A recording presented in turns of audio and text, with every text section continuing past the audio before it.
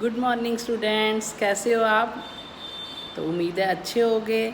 तो आज सैटरडे है, तो आपके लिए मैं नई स्टोरी लेके आई हूँ जिससे कि आपको बहुत कुछ सीखने को भी मिलेगा। ठीक है बच्चे? तो एक बच्चा था जिसका नाम था मनीष। उसके मम्मी पापा नहीं थे, तो बहुत ही मुश्किल से उस बच्चे ने पढ़ाई की और फिर उसके बाद आगे अब उसने बैचलर्स की और हल्की फुल्की जॉब करने लग गया था। लेकिन उसकी जॉब से वो सेटिस्फाइड नहीं था। वो कहता था कि जितना मैं हूँ उतना मेरे को अर्न नहीं हो रहा, मतलब उसकी वो अपनी कमाई से सेटिस्फाइड नहीं था। तो वो हर किसी से बात करता लेकिन कोई भी उसको अच्छी राय नहीं देता। तो एक उसका बेस्ट फ्रेंड था, तो उसने उसको कहा कि ठीक है, अगर आपके मन में कोई प्रॉब्लम है तो आप गौतम बुद्ध के पास जाओ, तो वो आपकी प्रॉब्लम को सॉल्व करेंगे। तो उसने सोचा कि ये अच्छा आइडिया है, काफ़ी पुरानी बात है। तो वो गए गौतम बुद्ध के पास जाने के लिए रेडी हो गए। उसने अपनी जॉब से 4-5 डेज़ की छुट्टियां ले ली। बहुत दूर जाना था। उस टाइम में यातायात के साधन इतने अच्छे नहीं थे, उसको पैदल ही जाना था। तो काफ़ी चलते चलते चलते चलते रात हो गई।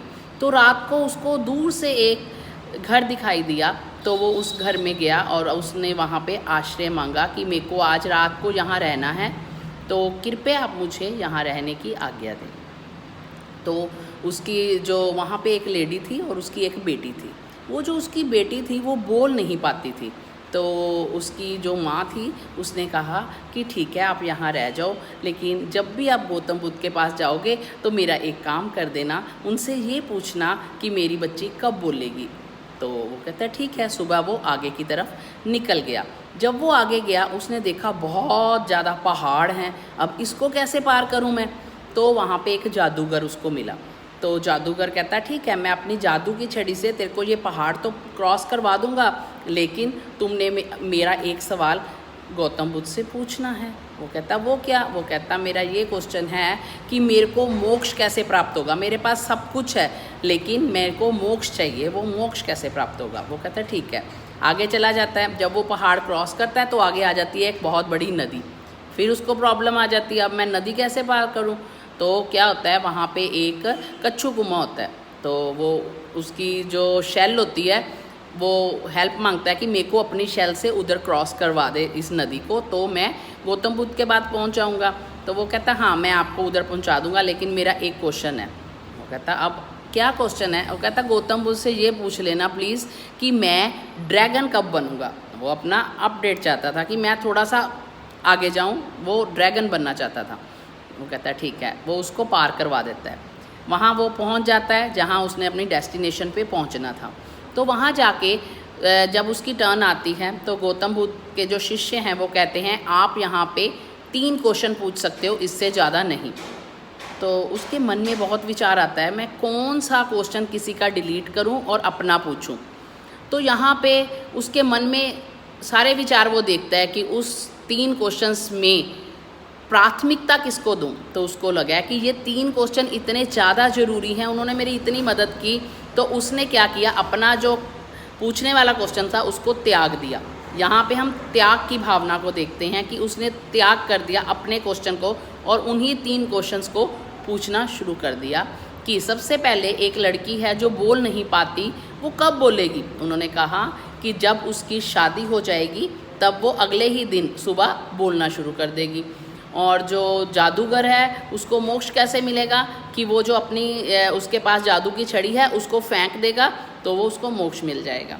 ड्रैगन कैसे बनेगा, वो कच्छू कुआं वो अगर अपनी ऊपर वाली शेल को अपने से दूर कर देगा, निकाल देगा, तो उसको वो ड्रैगन बन जाएगा। तो यही 3 क्वेश्चन जब वो लेके वापस आता है सेम उसी जगह से जहाँ से वो गया होता है, फिर उसने वापस आना था, तो वो उसको बोलता है कि अब आप अपनी शेल को रिमूव कर दो तो आप ड्रैगन बन जाओगे।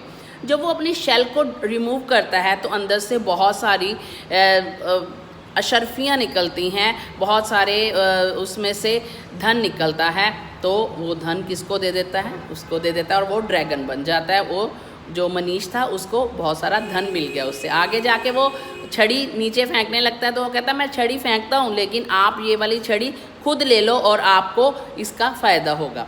वो छड़ी फेंकता है और वो मोक्ष को प्राप्त हो जाता है और वो जो छड़ी है वो इसको मिल जाती है मनीष को। आगे वो उस घर में पहुंचता है जहाँ पे वो लड़की बोलती नहीं है। तो जब वो उसको बताता है कि जब आप इसकी शादी करोगे तो आप ये बोलना शुरू कर देगी, तो उसकी माँ को बहुत खुशी मिलती है। वो कहती मैंने कहाँ लड़का ढूंढना है, आप इतने अच्छे लड़के हो तो मैं आप ही से इसकी शादी कर देती हूँ। जब उसके शादी करते हैं, सुबह जब वो उठती है तो वो कहती है आप ही वो हो इंसान, उसका पहला शब्द है कि जिनके कारण मैंने बोलना शुरू किया, तो मैं आपके लिए बहुत इस बात के लिए आभारी हूँ। तो उस मनीष ने अपनी भावनाओं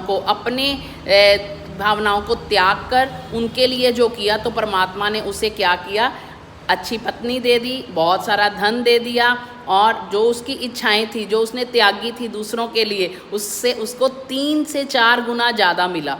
इसलिए हमें हमेशा दूसरों के बारे में सोचना चाहिए। अगर हम किसी का अच्छा करेंगे तब भी हमें 3-4 गुना और बहुत गुना परमात्मा देता है, और अगर हम किसी का बुरा करते हैं तब भी हमें उतना ही बुरा हमारे साथ होता है। तो हमेशा ज़िंदगी में अपनी भावनाओं को परे रख के जब हम दूसरों के लिए कुछ करते हैं तो परमात्मा देख रहा होता है और परमात्मा उसका बहुत भला करता है। हमेशा अच्छे इंसान बनो, दूसरों के लिए जियो। अपने लिए जिया तो क्या जिया, जियो दूसरों के लिए। जी कर तो देखो कितना मज़ा आएगा, बहुत खुशी मिलेगी। हमेशा खुश रहो, यही मेरी आपसे रिक्वेस्ट है। खुश रहो, बहुत ही खुशियाँ बांटो। Thank you.